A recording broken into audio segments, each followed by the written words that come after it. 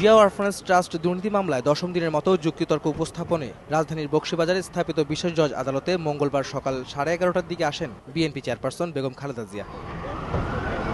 তার পক্ষের আইনজীবী ব্যারিস্টার মওদুদ আহমদ যুক্তি উপস্থাপন শুরু করেন। বলেন, যে নথি দিয়ে অরফানেজ ট্রাস্ট দুর্নীতি মামলা দায়ের করা হয়েছে তা সুনির্দিষ্ট নয় বলে এই মামলা আগেই খারিজ হওয়া উচিত ছিল। এরপর বেলা 1টার দিকে বেগম জিয়ার নিঃশর্ত খালাস চেয়ে তার পক্ষের পঞ্চম আইনজীবী হিসাবে যুক্তি উপস্থাপন শেষ করেন তিনি। মধ্যাহ্ন বিরতির পর আদালতে অপর দুই আসামির মধ্যে শরফুদ্দিন আহমেদের পক্ষে যুক্তিতর্ক উপস্থাপন করেন তার আইনজীবীরা।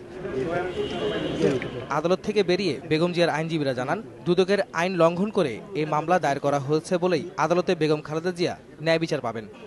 আইন লঙ্ঘন করে এই মামলাটা দায়ের করেছে তারা, সেই জন্য এই মামলার যেটাকে আমরা বলি যে এটা একটা নালিটি, একটা অস্তিত্বহীন একটা মামলা, কিন্তু তারপরও তারা এটাকে দাঁড় করিয়েছেন শুধুমাত্র রাজনৈতিক প্রতিহিংসা চরিতার্থ করার জন্য।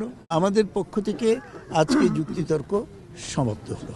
পরে খুব শিগগিরই জিয়া অরফানেজ ট্রাস্ট দুর্নীতি মামলার রায়ের তারিখ নির্ধারণ করা হবে জানিয়ে দুদকের আইনজীবী আশা প্রকাশ করেন এই মামলায় সর্বোচ্চ সাজা হবে বেগম জিয়ার। বেগম খালেদা জিয়ার পক্ষের যুক্তিতর্ক শেষ হয়ে গেছে, কাজী সলিমুল হক এবং শরফুদ্দিন সাহেবের আর্গুমেন্ট শুরু হয়েছে।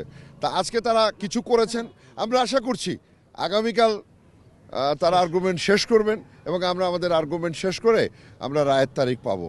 বেগম জিয়ার পক্ষে যুক্তিতর্ক উপস্থাপন শেষ হওয়ার পর ধার্য করা আগামী 2 দিন তার আদালতে হাজির থেকে অব্যাহতি চাওয়া হলে তা নামঞ্জুর করে আদালতে উপস্থিতির নির্দেশ দেন বিচারক ডক্টর আখতারুজ্জামান। আহমেদ সালেহীন, সময় সংবাদ, ঢাকা।